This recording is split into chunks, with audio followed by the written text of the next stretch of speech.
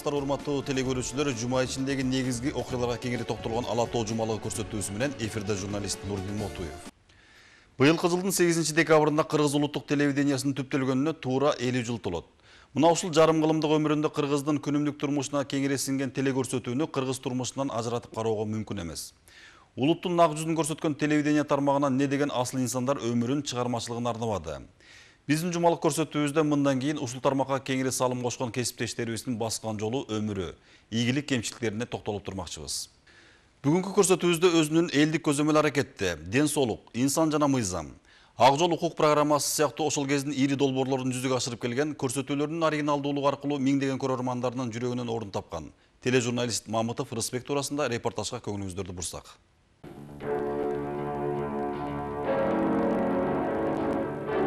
Инсан жана мыйзам көрсөтүүсү бир учурда чиновниктердин мыйзамсыз иш аракеттерин ачыкка чыгарган эң популярдуу көрсөтүү болчу. Анда көтөрүлгөн көйгөйгө сөз жок тиешелүү органдар тарабынан чара көрүлүп, бул көрсөтүү бир топ мамлекеттик кызматкерлердин кызматтан алынуусуна себепкер болгон. Ал эми анын алып баруучусу Рыспек Мамытов Кыргызстандагы эң кадыр барктуу тележурналистке айланган. Өзүнүн маанилүү иштерин аткара алса, 2015-жылы кайсы чектерге чыгат деп ойлойсуз? Бирок аны азыр көргөндөр тааныбашы дагы мүмкүн. Анткени ал тележурналисттик кесибин таптакыр башка кесипке алмаштырган. Минтип асыл тукум аттарын ойнотуп жаткан Рыспек Мамытовду азыр көпчүлүк мыкты тележурналист эмес, мыкты саяпкер катары билишет.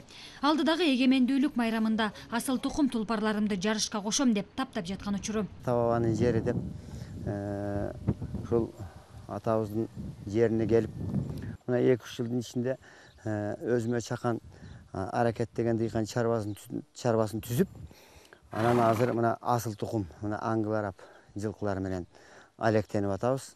50 жылдык тарыхы бар Кыргыз телекөрсөтүүсүндө 27 жыл эмгектенген Рыспек Мамытов инсан жана мыйзам, салым, реформа жана өнөр жай, элдик контроль деген көрсөтүүлөрү менен азырдагы көпчүлүк көрүүчүлөрдүн эсинде. Ал тележурналистикада жалаң мыйзамсыз иш аракеттерди сынга алган көрсөтүүлөрдү даярдагандыктан анын материалдарын эфирден алып салууга көп аракеттер жасалчу. Бирок чиновниктердин андай аракеттери ишке ашкан эмес. Эми чындык көп кишиге жаккан эмес.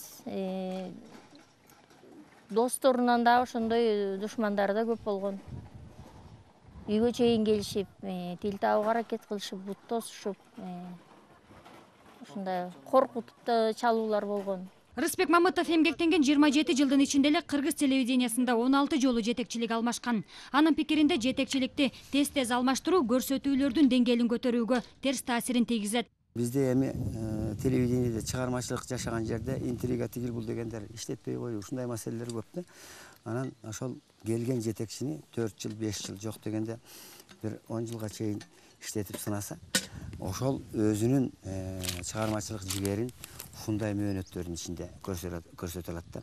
Телевидение деген оңой нерсе эмес. 40 жылдан ашуун борбордо жашап шаар турмушуна көнгөн Рыспек Мамытов кичинесинде айылда өскөндүктөн айылдын жашоосун деле тез эле өздөштүрүп кетти. Алган эмес атайын фермердик чарба түзүп, асыл тукум жылкыларды, койлорду багып жаткан учуру. Шаардын ызы чуусунан тажаган Рыспек Мамытов тележурналисттик кесибине кайтып баргысы деле келбейт. Эми шаардагы элдин жыштыгы, ызы чуу көп да. Анан эми мына бураки Кыргыздын жайлоосунда тынчтык мемиреген. Ушу кулак мээңе ушунчалык бир тынчтык жаңырып турат. Куштун, кекиликтин, жылкынын кишенегени, койдун маараганы, уйдун мөөрөгөндөн башка ашык үн жок, суунун шылдыры. Бул өзүнчө бир рахат да.